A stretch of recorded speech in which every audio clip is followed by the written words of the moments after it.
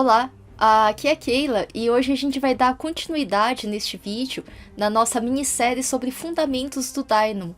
Aqueles pacotinhos mais básicos, tanto de número, como também de strings, como também de fundamentos de listas que a gente utiliza dentro do Dynamo, tanto para criar alguma rotina de automação, como também para aplicação em projetos generativos, em Generative Design. Antes de a gente dar sequência hoje na parte de listas, caso você ainda não seja inscrito no canal, eu lhe convido a clicar no botão abaixo para se inscrever e você pode também curtir, compartilhar e comentar logo abaixo desse vídeo. Semanalmente eu tento trazer aqui para o canal ao menos um vídeo como este para você. Vamos lá! Eu tô aqui com a imagem que foi extraída desse gráfico que eu vou mostrar já já, que aqui a gente vai trabalhar de um jeito um pouquinho diferente dos vídeos anteriores em que a gente trabalhou com Dynamo Sandbox. Aqui a gente vai começar a mexer um pouquinho no Revit, então por consequência a gente vai ter que estar com o Revit aberto primeiro e depois abrir o Dynamo ali depois. Quando eu criei essa lista, eu fiz ela no Revit 2020, nessa versão de Dynamo, mas se você tem um Revit mais recente, você pode igualmente abrir. Se tiver uma versão anterior, talvez ele dê probleminha em um outro node, mas ainda assim ele funcionaria igualmente. Eu testei abrir, por exemplo, no Dynamo, no Revit 2018 e ele abriu também. Então, se você quiser utilizar essa imagem como referência, pode. Aqui a gente vai utilizar esse gráfico de listas e com base no arquivo sample. O arquivo sample, ele vem ali instalado junto com o software, arquivo de amostra, e fica sempre ali no C, Program Files, Autodesk, Revit da versão que você está trabalhando. Por exemplo, eu vou trabalhar na 2022, então aqui seria 2022, e eu pegaria ali um sample. E eu criei isso daqui em janeiro de 2022, mas você pode, se quiser baixar essa imagem, pode baixar ali no blog do canal. E aqui a gente vai estar estudando os fundamentos envolvendo as listas que a gente utiliza aqui dentro do Dynamo. Aqui a gente tem os pacotes que eu tentei pegar e descompactar esses pacotes para inserir esses nodes para não dar probleminha, mas eu tirei eles originalmente ali do ArcLab, é um pacote, e também do Clockwork, que seria um outro pacote de lista que a gente poderia utilizar aqui para o exemplo que a gente vai aplicar depois. E aonde tem a tradução dos grupos, daí a tradução fui eu que coloquei agora no ano de 2022 também. Eu vou abrir dentro do Revit esse arquivo sample, é o arquivo da casinha que vem junto com o Revit, o Hack Basic ali Sample Project. Então, eu estou aqui com o Revit já aberto, com essa casinha também já aberta. Se eu quero abrir essa casa e não estou encontrando ali no menu arquivo, a gente pode abrir. Traz o ponteirinho do mouse lá para baixo, abre aqui o arquivo de amostra, que aqui a gente já vem com esses aqui instalados, aqui nesse endereço. E a gente poderia pegar aqui esse Hack Basic Project, essa casinha aqui que já vem instalada junto com o próprio Revit. Então, com ela selecionada, eu poderia mandar abrir. Aqui eu já tô com ela aberta, então vou fechar essa janelinha. Aqui eu vou preferir entrar na vista 3D para sair do ambiente da folha. É que o Dynamo, quando a gente abre ele vai executar com esse arquivo que está aberto na nossa frente, então tome cuidado se você tem a mania de abrir mais de um arquivo. Quando você tiver com o arquivo aberto e apertar o botãozinho do Dynamo, ele vai funcionar para aquele arquivo que você tinha aberto. E fora isso, a gente tem algumas rotinas que são dependentes de vista. Então, por exemplo, eu vou entrar na vista 3D, cliquei aqui a casinha da vista 3D e vou rodar com base nessa vista aqui. Eu vou aqui na aba de gerenciar, e na aba gerenciar eu vou rodar aqui o Dynamo. Lembrando que eu tô aqui na versão 2022. Daí eu peguei aqui o Dynamo que vem instalado junto com o Revit, ele é atrelado a determinada versão. Por exemplo, naquela imagem que eu estava mostrando, o Dynamo da versão 2020 era o 2.3.1 que eu mexi. E aqui dentro desse Revit 2022, se eu for ver a versão de Dynamo que está instalado aqui, a gente consegue ver que a versão é 2.12. Então aqui a gente teria uma versão que é um pouquinho superior em relação àquela lá que eu executei quando criei esse gráfico pela primeira vez.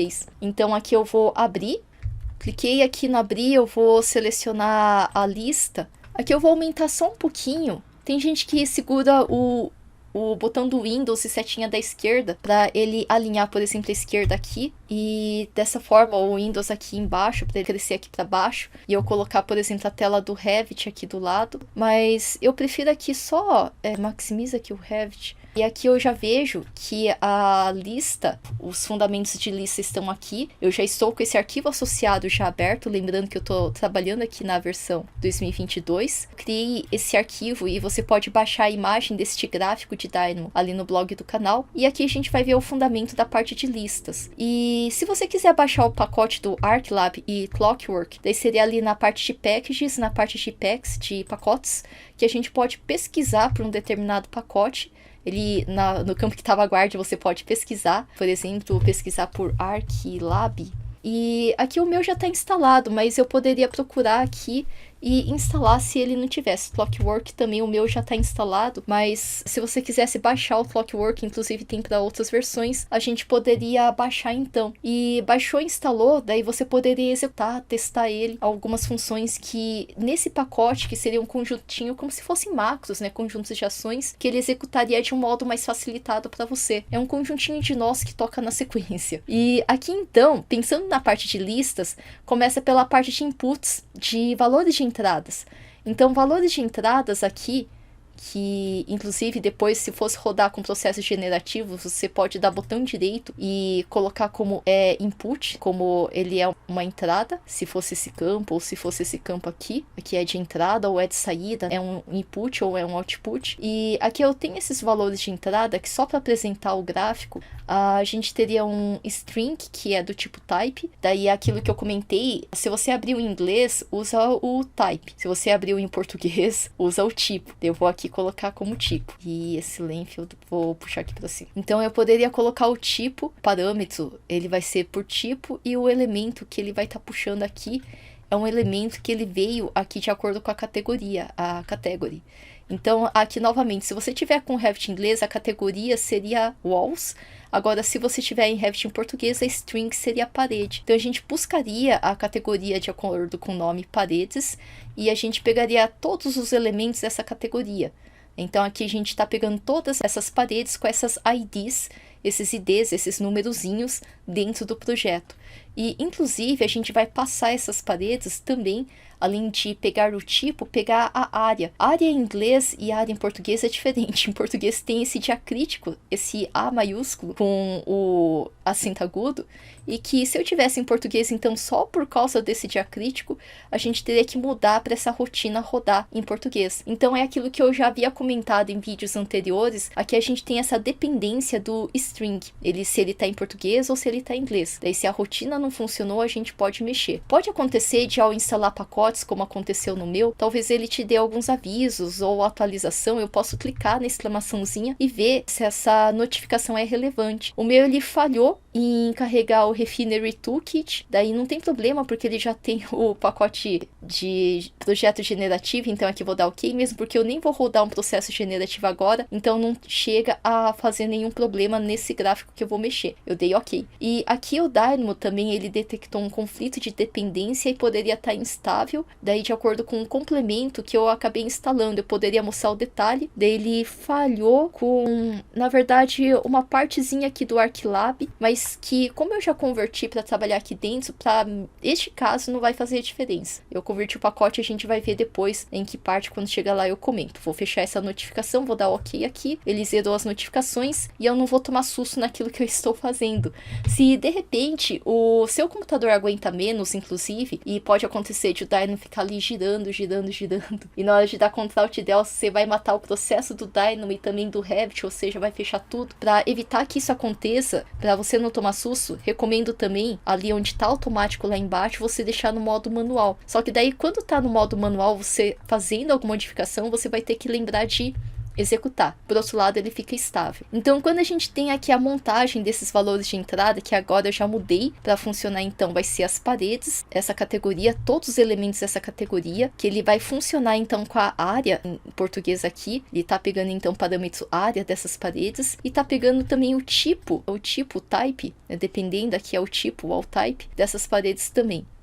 Na sequência, eu poderia ver aqui a montagem de listas. Esse ID a gente vai ver depois. A gente poderia lançar ele para um exemplo que a gente vai rodar aqui na sequência depois. Mas na montagem de listas, a gente poderia pegar essa lista de área e mostrar aqui a lista de todas as áreas. Filtrar, então, esse list create que eu renomeei, peguei aqui, dei botão direito, pedi aqui o list, daí eu peguei list create e aqui na sequência eu peguei, dei 2 cliques nessa parte onde está escrito list create e coloquei aqui como sendo a área.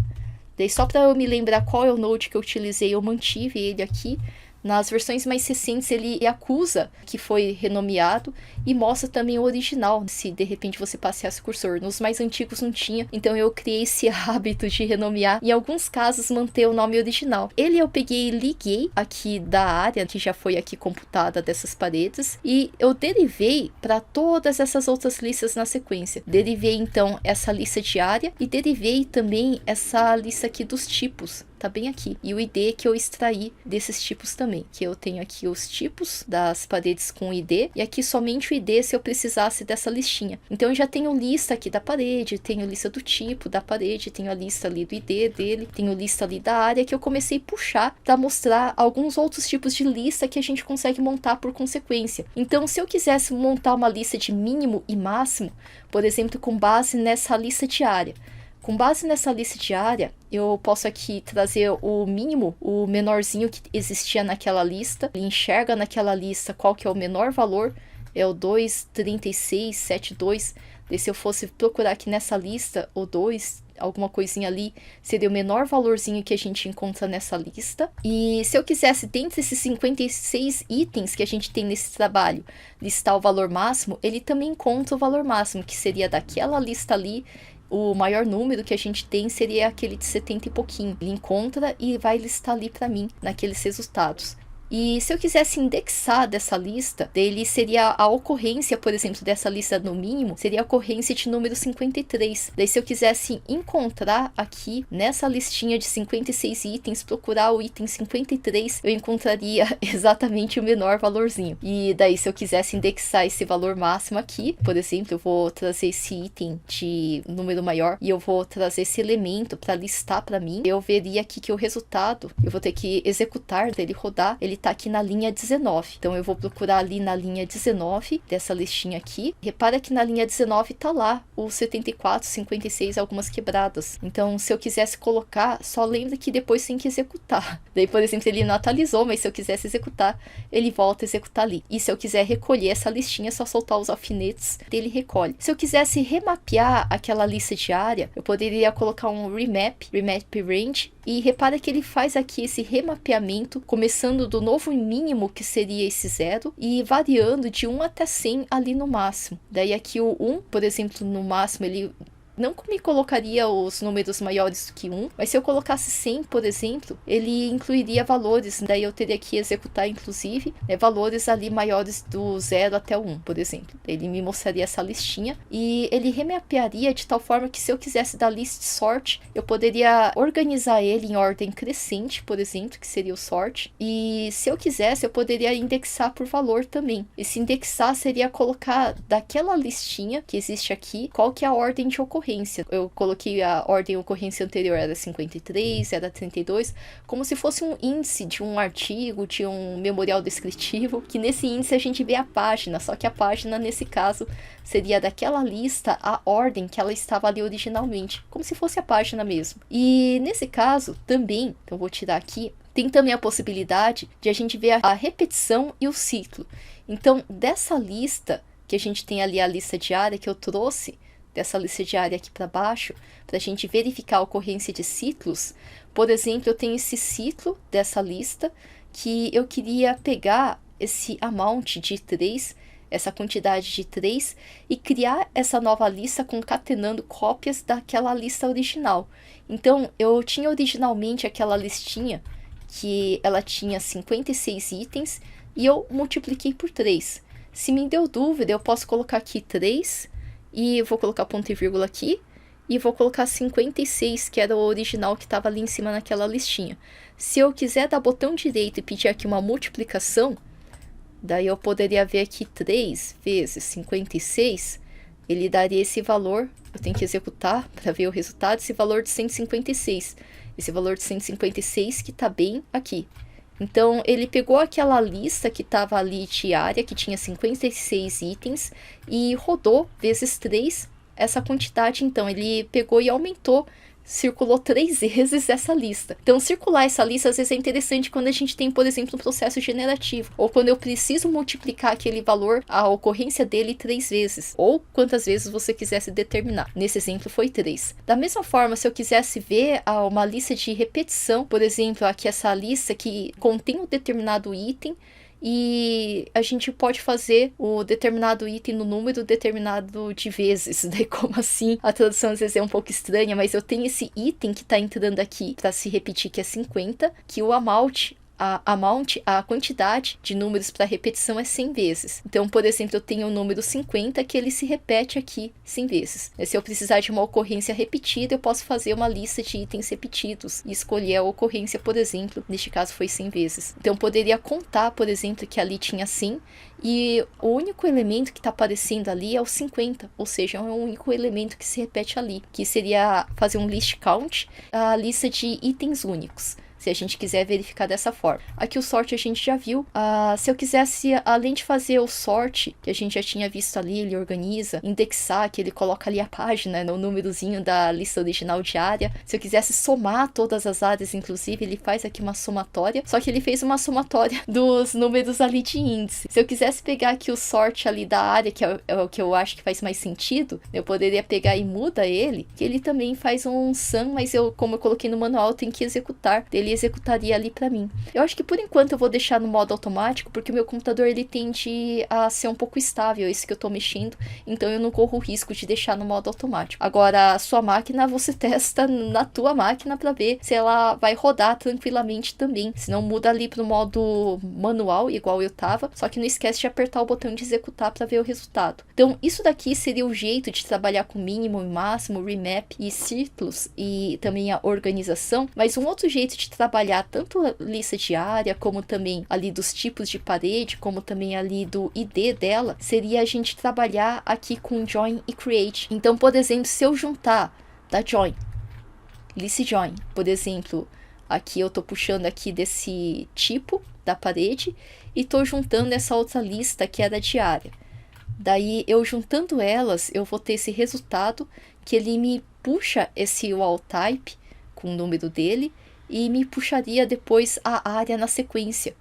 Então ele faz 2 listas aqui em separado. A primeira lista de wall type e juntei com aquela segunda lista ali de áreas dessa parede. Isso seria o resultado do join. Tem um outro jeito de trabalhar que seria o list create. O list create, vou aqui alfinetar para mostrar, que eu poderia criar mais, criar menos, e coloquei aqui o primeiro item que ele está trazendo aqui, que seria esse tipo. Eu trouxe aqui também o elemento, o ID dele, e trouxe aqui também a área. Repare que eu selecionei, ele acendeu para ficar mais fácil de eu encontrar. Eu consigo pegar e navegar aqui, voltando em direção a montante. E em direção montante é direção à origem. Eu vejo aqui que ele faz então essas 3 uniões, a lista dos tipos. Daí depois de wall type eu vejo aqui a lista de áreas. E depois a gente vê essa outra listinha, que seria a lista dos IDs. Então aqui eu tenho essas 3 listinhas. Daí fora isso, se eu quisesse mostrar aqui no Watch, eu poderia mostrar aqui no Watch. Se eu quisesse ver essa outra listinha, eu poderia ver no Watch também. E assim por diante, vou devolver aquela lista de antes. E por consequência, depois, eu poderia aqui fazer um transpose, um shuffle ou um reverse. O reverse seria eu pegar e inverter aquela lista. Então ele pega e deixa como se fosse uma lista revertida de ponta cabeça. Esse seria o inverter. Eu posso até verificar aqui nesse watch que ele inverteria a ordem. Antes ele estava aqui de uma forma e aqui ele organizaria de uma ordem invertida. Daí teria o shuffle também. O shuffle seria pegar e fazer aleatório. Aqui também ele continua com aqueles mesmos 168, mas ele faz um shuffle. Seria igual a pegar um monte de cartas de baralho, misturar elas, e aqui ele tem um resultado todo misturado. Ele randomiza a ordem da listinha. O outro jeito da gente trabalhar seria trocar linhas e colunas de uma lista para, por exemplo, exportar no Excel. Então ele inverte aquilo que é linha, ele vai compor depois as colunas para a gente organizar no Excel. Então isso seria o tal transpose se algum dia você precisar. E dessa forma, a gente poderia depois, inclusive depois do transpose, se quiser dar flating seria achatar a lista. Daí a gente tem essa lista que ela poderia ser achatada uma determinada quantidade inteira. Daí a gente teria aqui o resultado por consequência. E também a gente teria aqui o integer número 2, que ele poderia cortar a lista a partir de um determinado valor, seja 2, seja, por exemplo, 1. Daí ele vai aqui estar cropando a lista a partir de um determinado ponto. Outra possibilidade, se eu tiver com uma lista vazia, uma empty list, posso pedir literalmente aqui botão direito e pedir empty. Se eu quiser entrar com uma lista vazia, daí aqui eu tenho uma lista vazia. E essa lista vazia, daí eu poderia até verificar se ela está vazia mesmo. Eu procuro isEmpty, que ela vai validar que está true, que ela está verdadeira. Se eu trouxesse essa lista aqui que não está vazia, ele colocaria aqui false. Essa aqui sim, ela está vazia. Então essa aqui seria a verificação de listas vazias. Também eu posso fazer esse transpose e esse shuffle, aqui eu estou pegando do shuffle, da mistura, e estou trazendo aqui para o count. Então dessa parte aqui do count, que eu trouxe então essa lista de shuffle, de randomizar, na sequência eu posso contar aqui, fazer uma contagem, que aqui ele está com 3 elementos, que eu poderia pegar da segunda listinha, inclusive, em vez de pegar da primeira, eu posso pegar aqui então a hierarquia da terceira, ou aqui da primeira lista, verificar ali os resultados, e eu poderia ver aqui, se eu quisesse já deixar modificado para pegar a terceira hierarquia também, eu poderia ver o list count de uma lista inteira, ou então aqui botão direito aqui em cima, clique normal, aqui em cima desse símbolo de maior do que, eu poderia utilizar níveis, igual eu estava fazendo aqui embaixo, no nível 3, nível 4, nível 1, que seria aquela hierarquia da lista. Aqui eu vou dar um Ctrl Z para voltar para a lista original, que tinha 3 hierarquias. Eu não sei se você reparou, mas aqui eu tinha essa primeira hierarquia, eu rodei aqui, tinha essa segunda hierarquia de lista, e tinha essa terceira hierarquia de lista mais aqui embaixo. Essa aqui é a terceira, daí eu vou rodar aqui, essa é a segunda, e essa daqui era a primeira. Inclusive a gente poderia fechar para ver essas hierarquias dessas listas que a gente estava verificando ali no list count, para ele organizar e contar para mim o número de itens. Daí aqui, por exemplo, ele tem 56 na primeira lista, tem 1 na segunda lista e tem 56 na terceira lista, por exemplo. Agora, esse take every nth item, ele obtém também os itens de determinada lista que são múltiplos de determinado valor, após o número ali de deslocamento. Então eu posso pegar aqui uma lista, por exemplo, o list chop, que eu poderia pegar o n, né, o índice de número múltiplo. Daí, por exemplo, eu poderia, inclusive, se quiser configurar um item a ser ignorado, um offset, por exemplo, 0, cortar os zeros dessa lista, e ele me listaria, então, os elementos que ele encontrasse. Obter o item de determinada posição do índice, se a gente quisesse esse node, ele retornaria uma lista que está localizada no índice especificado, por exemplo aqui, daí a gente poderia retornar ele de acordo com esse índice, por exemplo 0, toda vez que a gente tiver 0, e deixa eu só soltar aqui, daí a gente teria, soltei o alfinete, daí eu poderia ver aqui o list replace, que ele poderia trocar, por exemplo, no índice, substituir o item de uma determinada lista que está localizada no índice que a gente escolher, no index. Daí eu vou trocar o 0 pelo item aqui 5, de uma listinha que eu escolhesse. E se eu quisesse mapear ele, eu poderia também. Aqui, por exemplo, nesse list map, eu trouxe essa lista de obter múltiplos. E dessa lista de obtenção de múltiplos, eu coloquei o list replace e eu vou trocar o 0, quando houver, pelo número 1. E aqui eu fiz um produto cruzado, de tal forma que ele me deu essa listinha. Se eu quisesse aqui mudar, aqui a amarra, para, por exemplo, um jeito mais curto, eu teria somente esse resultado. Para um jeito mais longo, eu obteria esse outro resultado. Do jeito cruzado, daí seria produto cartesiano, eu teria aquele resultado que também é muito semelhante ao longo. E se eu mudasse a amarra para o jeito automático, repara que neste caso o automático ele nem sempre vai fazer sempre o mais curto e nem o mais longo, ele vai pegar aquele lá que ele acha que a gente escolheria, mas se você quiser você pode estar mudando o jeito ali da amarra. Daí fora isso, eu tenho combinações de code block, eu posso adicionar, só relembrando, posso de 1 até 10 com o número 1, criar uma listinha somada ali de letra A até Z, até onde ela acontecesse, também com um passo ali entre esses elementos. Daí seria 0A, 1B, 2C e assim por diante, de acordo com a combinação que a gente criasse. É outro jeito de criar listas. Outro jeito de criar lista com code block, aqui, então, somando eles, da mesma forma aqui, que a gente poderia estar criando, modificando, se fosse o caso. Lembrando que número é número, só digitar o número, e string é só colocar o valor entre aspas. E a gente tem aqui a combinação e a permutação, a gente poderia ter uma lista de 1 até 10 com um passo entre eles, que o comprimento seria aqui, o comprimento de cada combinação seria 2, e se eu quisesse fazer replace entre essa lista, poderia. Repara que cada uma dessas listas, ela é cortada com 2 itens. Então seria 01 cortou, 02 cortou, 03 cortou e assim por diante. Essa seria uma listinha com combinação. Se eu quisesse com permutação, daí eu poderia colocar aquela mesma lista que é resultado da combinação e colocar o length de 2 também. Daí repara que ele faz uma permutação, mas ainda assim, sempre com 2 itens, sempre com 2 itens. Isso seria a permutação. A permutação que ela me permite trabalhar com listas que permutam, que trocam determinado comprimento de uma outra determinada lista. E na sequência está faltando só a gente ver aqui a combinação. Se eu quisesse colocar o entre chaves, ele pega e fecha um bloco de informação. Por exemplo, aqui eu tenho string A, o string C e o string E. Daí nesse outro conjunto, esse outro conjunto que está ali entre chaves, eu tenho o string F, o string H e o string J, que ele acaba me gerando essa lista ACE e a lista FHJ. Daí se eu quisesse também criar um outro tipo de lista, o B e o D e o G e o I, daí ele faz ali esse watch de 2 listas aqui nesses conjuntos. Se eu quisesse combinar eles com list combine, por exemplo, eu poderia colocar um list join como regra de combinação junto a uma lista com uma outra lista. Daí eu vou trazer essa lista 1 ACEFHJ e vou trazer essa outra lista de BDGI. E dessa forma ele faz essa lista combinada de ACEBD e FHJGI. E se eu quisesse dar sorte nele, a organização dele, ele colocaria 2 conjuntos de A, B, C, D, E e F, G, H e J.